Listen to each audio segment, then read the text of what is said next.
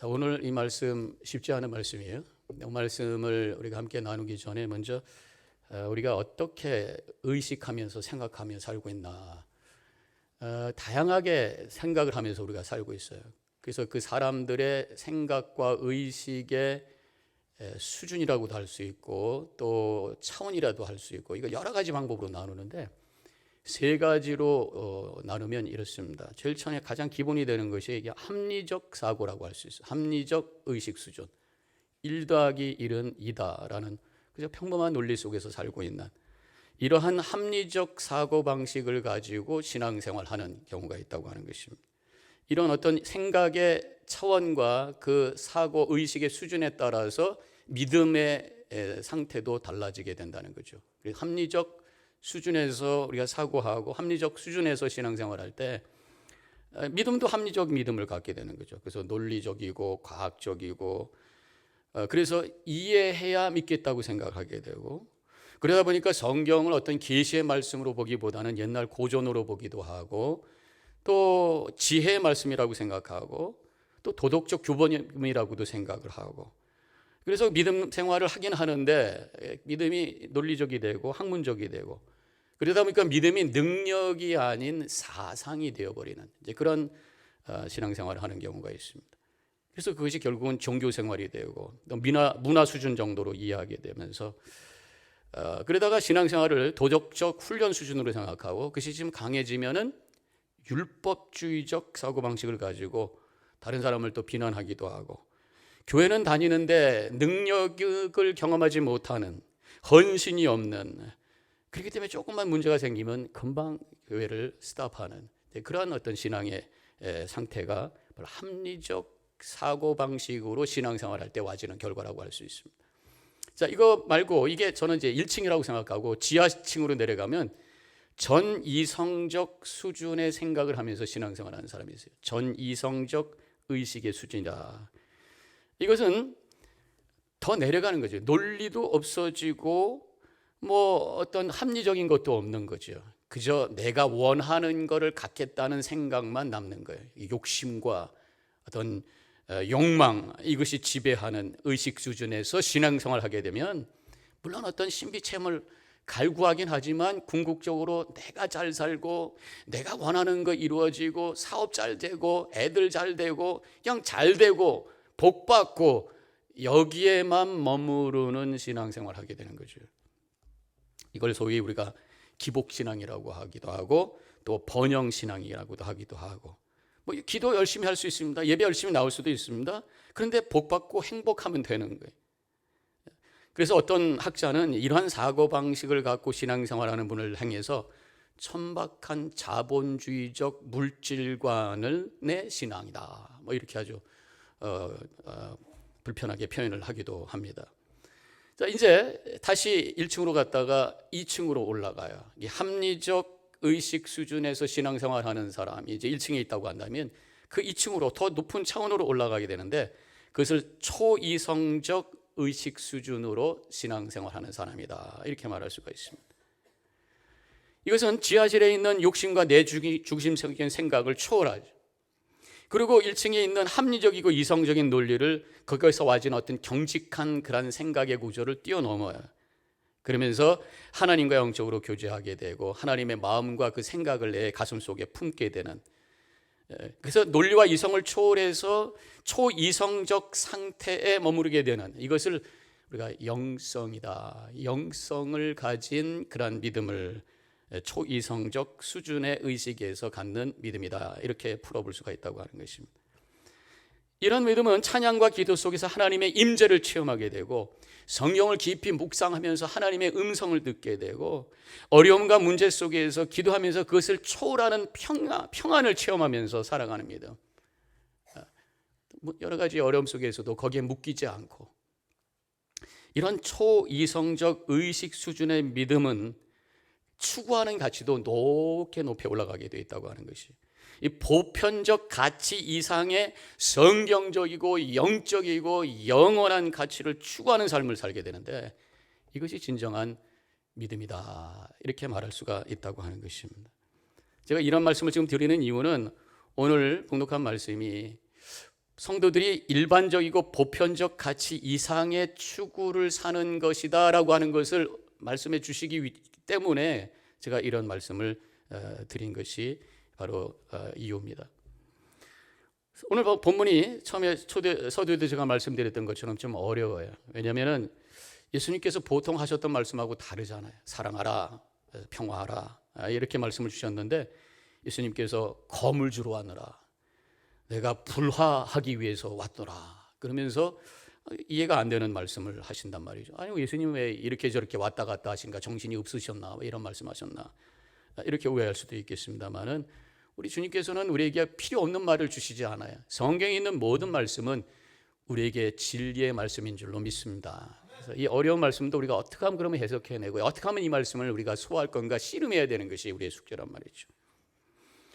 저는 이 본문에서 이 보편적 가치, 사람들이 추구하는 보편적 가치가 있는데 그것을 초월하는 그 이상의 것이 있다고 하는 것, 우리가 추구해야 될 그 이상의 것이 있다고 하는 것을 이 세 가지를 우리에게 말씀하신다고 깨달아져요.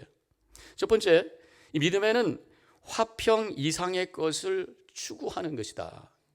평화 이상의 것을 추구하는 것이다. 34절, 내가 세상에 화평을 주러 온 줄로 생각하지 말라. 화평이 아니요 검을 주러 왔노라 이렇게 말씀하신단 말이에요. 당시 유대인들도 그들이 원했던 게 뭐냐면 평화입니다. 지금 로마의 속국에 있었어요. 그래서 그들이 메시아를 기다리고 있어요. 메시아가 다윗의 왕의 후예로서, 왕가의 자손으로서 오실 어떤 분, 그래서 그 왕의 권위와 능력을 가지고 로마를 쫓아내버리고 다시 나라를 독립시켜서 그동안의 압제와 그 어려움 속에서 해방하고 그래서 안정과 평화를 회복하는 어떤 그런 기대를 가지고 메시아를 기다리고 있었다고 하는 것이죠. 그들을 향해서 예수님께서 34절에 주신 말씀은 내가 온 것은 그러한 화평을 위해서 온 것이 아니다, 그런 말씀을 하고 계신 것이죠. 보통 사람들은 이 돈과 힘을 통해서 안정과 평화를 얻는다 이렇게 생각하죠. 그래서 열심히 돈 벌고 또 높은 지에 올라가서 힘을 쌓고 그래서 힘과 돈을 가지고 나를 지키고 나를 평화롭게 하겠다, 안전하게 하겠다. 또 국가도 마찬가지입니다. 힘을 세워야 된다. 경제력을 세우고 군사력을 세워서 우리 나라를 안전하게 만든다.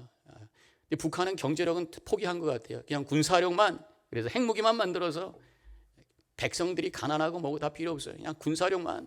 그게 이제 북한의 모습이죠. 근데 이러한 힘과 돈, 경제력과 군사력을 통해서 안전을 만들고 평화를 만들겠다고 하는 것이 결국 문제를 만드는 것이 생긴다고 하는 것이, 경제력, 산업화가 만들어진단 말이죠. 산업화가 막 만들어지면 자본이 막 쌓이게 되고 그래서 자본을 많이 가진 사람은 부자가 되고 노동자로 전락한 사람들은 가난해져서 빈부격차가 심해지는 거예요. 그런데다가 이 산업화가 되면서 환경이 파괴가 되고 오염이 만들어지고 클라이밋 체인지, 온난화, 그래서 캐나다의 불도 지금 많이 꺼졌나 모르겠어요. 몇 주 전에 뿌옇게 됐을 그때만 해도 저녁에 400군데가 불이 났다는데 이것도 다 클라이밋 체인지 때문에 생긴 거라는 거잖아요. 앞으로 이런 일이 또 생길 수도 있다는 거란 말이에요. 이런 결과, 이 돈, 경제력을 세우겠다고 하는 것에 대한 결과라고 하는 거예요. 군사력을 통해 우리가 안정을 만들고 평화를 만들자 했더니만 군비 서로 경쟁을 하게 되고 핵무기 경쟁을 하게 되고 우크라이나와 러시아의 전쟁이 만들어지고 결국 러시아가 지금 명분이 뭡니까? 자기 나라의 안정을 위해서 지금 나토와 유럽이 자꾸만 진격해 오니까 그걸 막겠다고 하면서 자기들이 공격한 거란 말이에요. 이런 여러 가지 결과를 가져오게 됐다고 하는 것입니다. 예수님은 세상의 힘과 돈으로 평화를 만들 수 없다는, 그런 평화를 내가 주기 위해서 온 것이 아니다. 잘 먹고 잘 살고 힘과 어떤 능력, 세상의 물질을 가지고 평화를 만들기 위해서 온 것이 아니라 그 이상의 것을 통해서 내가 평화를 이루기 위해서 오셨다, 그런 말씀이죠. 그래서 예수님께서 요한복음 14장 27절에서 말씀하시기를 평안을 너에게 끼치노니 곧 나의 평안을 너에게 주노라. 내가 너에게 주는 것은 세상이 주는 것과 같지 아니하리라. 너희는 마음에 근심하지도 말고 두려워하지도 말라, 그렇게 말씀하셨어요. 우리 주님이 평안을 싫어하는 게 아니란 말이죠. 그렇지만 세상의 힘과 돈으로 만들려고 하는 이것이 아니다. 내가 더 그 높은 차원의 다른 것을 통해서 평안을 주겠다, 초월적 평안을 주시겠다, 그런 말이죠. 바로 하나님을 우리의 통치자로 고백하며 그 앞에 엎드려 세워지는 하나님의 나라의 샬롬을 통해서 주님께서 주시기 원하시는 것이 바로 평화인 줄로 믿습니다. 근데 여기 표현이 내가 검을 주러 왔노라 이렇게 말씀하신단 말이에요. 검이라고 하는 것은 현재 상태를 부정하는 강력한 표현이라고 말할 수 있습니다. 그게 아니다라고 하는 것을 검을 통해서 말씀하신 것이 아닌가.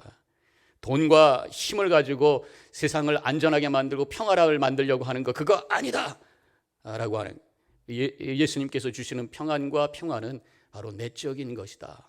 그것을 말씀하고 있는 것입니다. 하나님의 말씀을 통해서 와지는 평강. 그래서 이 검이라고 하는 것을 결국 해석해 보면 이것이 말씀이 아닌가. 내가 검을 주러 왔노라, 내가 말씀을 통해서 평화를 주러 왔노라, 그런 말씀이라는 거예요. 무슨 근거가 바로 그 검이 말씀입니까? 에베소서 6장 17절, 구원의 투구와 성령의 검 곧 하나님의 말씀을 가지라 말씀하다. 하나님의 말씀을 가지고 진정한 평화를, 악한 영들이 우리의 평안을 흔든단 말이에요. 아무리 힘이 있고 돈이 있고 다 가질 거 가져도 이 영혼이 움직여지고 무너지면 평안이 다 사라지는 거란 말이에요. 우리의 영혼을 흔드는 게 뭡니까? 악한 영, 사탄 마귀인 줄로 믿습니다. 사탄 마귀를 물리치고 승리하면서 내 영혼을 평화롭게 할 수 있는 방법은 성령의 검 하나님의 말씀인 줄로 믿습니다. 내적인 충만함, 세상이 흔들려도 하나님이 말씀이 진림을 고백하며 그 하나님의 말씀을 붙들고 그 말씀 속에서 와지는 은혜와 평강을 경험할 때에 세상이 줄 수 없는 진정한 평안과 평화와 화평이 우리의 삶 속에 이루어지게 되는 줄로 믿습니다. 예수님께서 친히 보여주신 것이 바로 그거예요.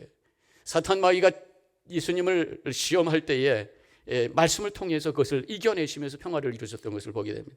마태복음 4장에서 예수님께서 40일 금식하신 다음에 아기가 예수님을 끌고 들로 나가서 돌을 떡으로 만들어 봐라, 먹을 것을 통해서 내가 너에게 평안을 주겠다, 그런 말씀이잖아. 그런 말이잖아. 예수님께서 사람은 떡으로만 살 것이 아니라 하나님의 말씀으로 살 것이다 하면서 말씀으로 이겨내셨어. 성전 꼭대기로 들어가서 뛰어내려라, 인기와 명예로 내가 평안을 얻고 안정을 얻을 것이다. 예수님께서는 하나님을 시험하지 말라 하면서 말씀으로 이겨내셨어.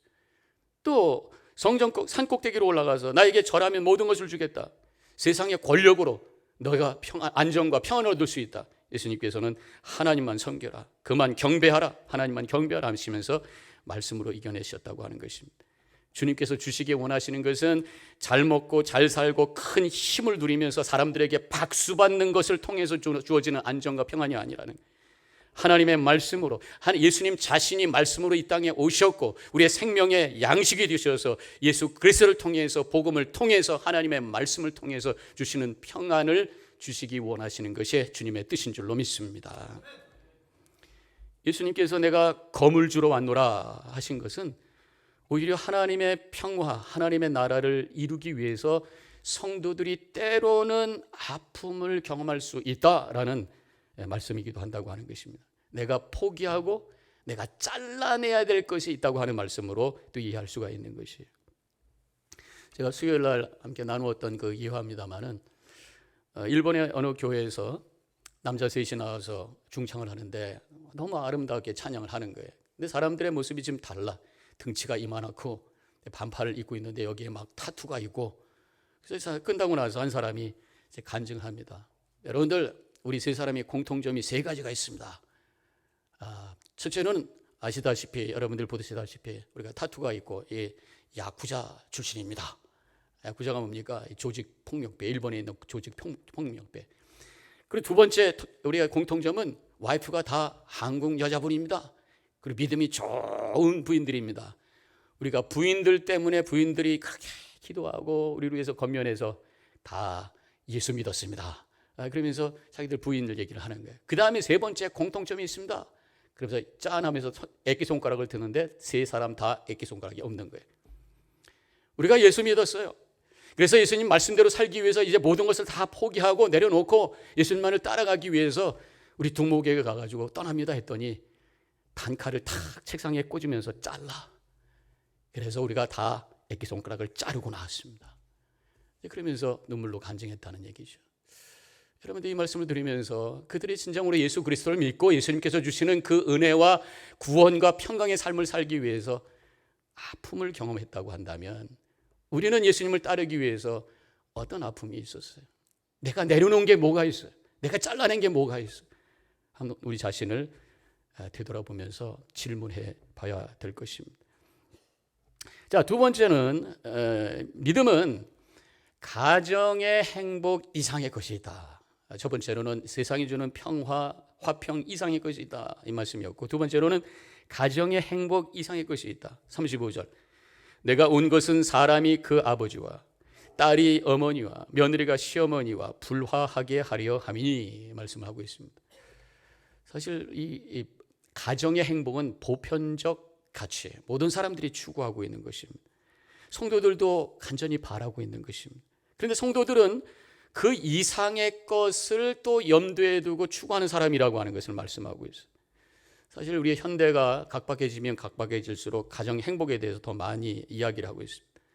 왜냐하면 가정의 원래 우리의 모습이 자꾸만 흔들리고 있어요. 자꾸만 깨지는 가정도 많아지고 이혼율도 높아지고 있고 또 싱글 문화도 자꾸만 많아지고 있습니다. 얼마 전에 나온 기사를 보니까 어떤 분이 결혼을 했는데 자기하고 결혼을 한 거래요.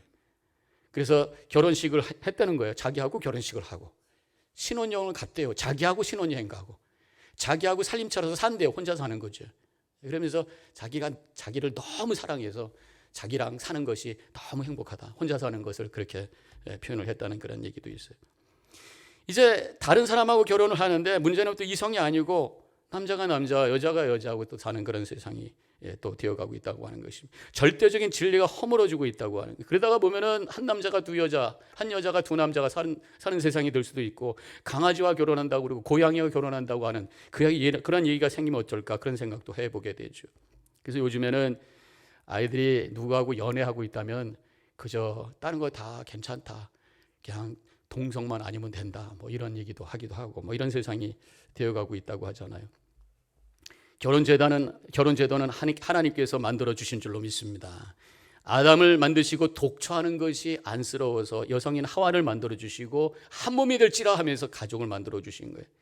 가족은 행복하라고 주신 하나님의 선물인 줄로 믿습니다. 그래서 우리 모든 성도님들이 가정이 행복하시기를 주님의 이름으로 간절히 축원합니다. 오늘 파더스데이를 맞아서 행복한 한 날이 되시기를 축복합니다. 그런데 우리가 추구해야 될 것은 가정의 행복에서 끝나는 것이 아니라 그 이상의 것이 있다고 하는 것을 잊어서는 안 된다는 말씀을 지금 드리고 있는 것이에요. 제가 언젠가 솔트레이크에 한번 가본 적이 있어요. 거기에 보면 이제 몰몬교 본부가 있어서 호기심도 있어서 한번 들려봤습니다. 비지로 센터에 가서 쭉 여러 가지 디스플레이 되어 있는 것을 보는데, 거기에 자기들의 역사, 자기들이 지은 성전의 역사에 대해서 쭉 설명하고 있습니다. 근데 뭐 교리에 대해서 성경적인 언급은 별로 없어요. 근데 계속 반복되는 내용이 나오는데 가족에 대한 얘기가 그렇게 많이 나와. 그래서 어느 대목에 이렇게 쓰여져 있습니다. 우리 몰몬교의 최초의 대표와 12사도들은 가족이 하나님의 자녀들을 위한 하나님의 계획의 중심임을 선언한다. 그래서 가족을 중심으로 복음을 풀어가고 있는 것을 보게 되었어요. 세상의 보편적 가치, 이 가정을 통해서 세상 사람들과 대화하고 전도하겠다고 하는 의도죠. 어떤 면에서 보면은 이 복음보다 가족의 가치를 앞세우는 것 같이 느껴지기도 했습니다. 이런 가족의 가치를 강조하는 또 하나의 이단이 있는데 그것이 바로 통일교회. 통일교회 또 하나의 명칭이 있는데 세계 평화 통일 가정 연합이라는 얘기가 있습니다. 제가 내리교회에서 담임 목회하고 있을 때 그 목사관이 교회하고 붙어 있었어요. 바로 옆에요. 뻔히 목사관이라는 걸 아는데도 두 사람이 찾아왔어요. 백인 여자분하고 일본 여자분이 쭉 얘기하는데, 이 동네에 어디 가면은 뭐 패밀리 세미나가 있다고, 그래서 한번 거기 인바이트 하겠다고 얘기하다 보니까 통일교인 거예요. 통일교도 이 가족이라고 하는 가치를 통해서 사람들에게 접근을 하고 있는 것을 보게 됩니다. 오늘 35절에서는 예수님께서 불화라는 단어를 쓰면서 가정에 분화를 주시겠다는 것처럼 우리가 들릴 수가 있지만, 그것은 잘못된 우리가 이해라고 하는, 불화를 주시겠다는 것은 아닙니다. 이것은 하나님께서 우리가 추구해야 될 것이 가정 이상의 것이라고 하는 것으로 우리가 이해해야 된다고 하는 것입니다. 복음의 가치, 믿음의 가치, 구원의 가치를 추구하다가 때로는 가정의 어려움과 아픔이 올 수도 있다라는 말씀으로 이해를 할 수가 있는 거란 말이죠. 지금 예수님께서 이 말씀을 하셨던 백그라운드가 있어요. 그래서 지금 제자들에게 주시는 말씀입니다. 예수님이 떠나시고 나서 초대교회가 시작이 되면서 이제 복음의 역사가 일어날 때 많은 도전이 있고 박해가 있어서 때로는 가족과 서로 헤어져야 되는 아픔이 있는 상황이 될 수도 있다고 하는 것을 미리 말씀하신 것이라고 볼 수가 있어요. 사실 만약에 최초의 교회였던 예루살렘 교회가 그 성도들이 가족의 평안만을 생각했다면 그 복음을 지키기 위해서 그들이 그 지역을 떠났을까? 아니었을 거예요. 그냥 그 자리에 머물러 있어서 결국 복음이 그 자리에서 사라졌을지도 모르겠습니다. 그러나 그들은 믿음을 포기하지 않았기 때문에 가족을 끌고 어떤 사람을 가족을 두고 혼자서 그 지역을 떠나서 이방 지역으로 가게 되었고 복음을 계속해서 전하게 되었고 안디옥 교회가 생기게 되었고 안디옥 교회에서 바울이 파송을 받아서 소아시아 지역과 유럽의 교회가 생기게 되었고 유럽에서 아메리카 대륙으로 미국으로 오게 되었고 미국에서 한국으로 가게 되었고 그래서 우리가 예수 믿게 되었다고 하는 것이 만일 한국에서 최초의 크리스천들이 이 복음을 받고 가족들의 핍박으로 말미암아 믿음을 포기했다면 지금 우리가 있겠어요. 많은 사람들이 가족들의 그 핍박을 담당하면서 믿음을 지켜가면서 고난 속에서 복음을 저들이 붙들고 살았기 때문에 그 믿음이 우리 가운데 지금까지 이어올 수 있었다고 하는 것입니다. 우리 집안 얘기를 제가 잠깐 할게요. 우리 집안을 가만히 보면 바로 그 얘기가 우리 집안 얘기다라는 생각이 듭니다. 우리 어머니 쪽에 이야기인데 어머니 고향이 충청도 청양에 어머니의 아버지 즉 저의 외할아버지 저는 한 번도 만난 적이 없습니다만 그 외할아버지께서 젊었을 때 예수님을 믿으셨어요. 그 가족에서 처음으로 예수님을 믿으시고 구세군 교회의 멤버로 열심히 봉사를 하셨는데 완고한 충청도 양반 가정에서 이 기독교를 허용할 수 없다고 그래가지고 우리 할아버지가 막내셨는데 쫓아내신 거예요. 혼자 독립하셔가지고 고생하시면서 결국 쌀 장사하면서 또 결국은 비즈니스가 성공하게 되었고 나중에 돈 많이 버셔갖고 오히려 우리 외할아버지께서 다른 가족들을 잘 부양하시고 또 가장 효자노릇도 하셨다는 그런 말씀을 어머니로부터 들었습니다.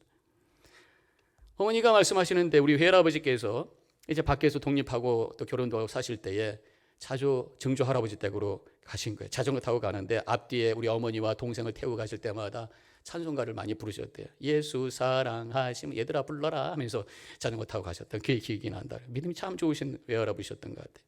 그 할아버지가 그 가족으로부터 쫓겨나는 그 고난 속에서도 그 믿음을 지키시면서 우리 그 자녀들 우리 어머니와 또 형제 자매들이 다 예수 잘 믿고 우리 외삼촌은 장로님이 되셨고 외삼촌의 아들 저의 사촌이 되죠. 그분이 저 동생이 돼 사촌 동생이 저쪽 시애틀에서 지금 UMC 목사로 지금 사역을 하고 있어요. 그런가 하면은 우리 외할아버지가 열심히 믿음생활 하면서 외할아버지의 자녀였던 우리 부모님, 우리 어머님과 그 이모, 삼촌이 믿음생활 잘하니까 이 사촌들도 같이 교회를 다니기 시작해가지고 우리 어머니의 사촌 오빠가 목사님이 되시고 그 자녀들이 미국으로 들어와서 지금 UMC 목사님으로 2명이 계시는데 그분의 그 중에 한 분이 우리 교회에 제가 부임하기 직전에 아마 부흥사로 오셨던 정성호 목사님이셔요.